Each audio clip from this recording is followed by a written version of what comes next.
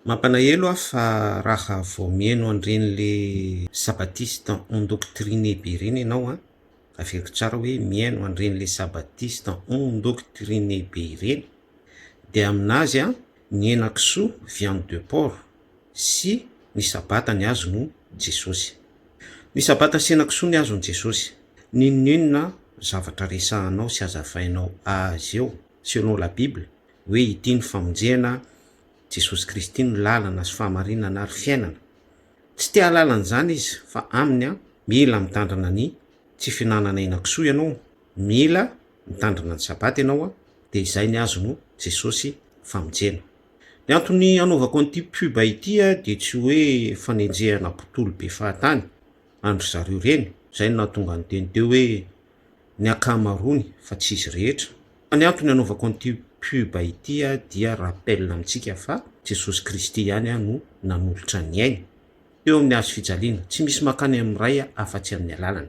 Ka disy be ny fampianaran'ireny fiangonana ireny izay manolo an Jesosy Kristy a amin'ny viande de porc sy resaka sabata ho lalana sy fahamarinana andehanana makany amin'ny raitsi-to. Disy be, tena disy be mihitsy.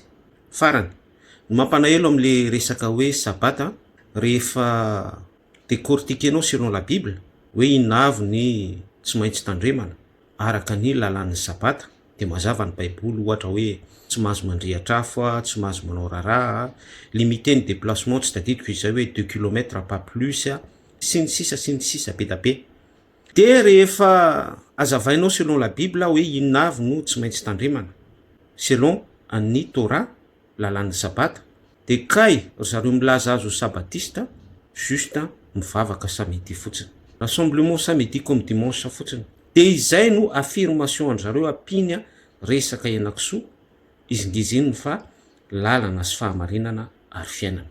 Mampanahelo ah, tena mampanahelo. Mila tonga saina isika.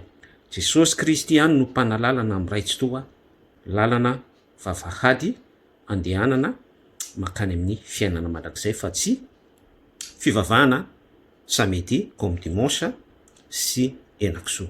Raha soa antsika rehetra.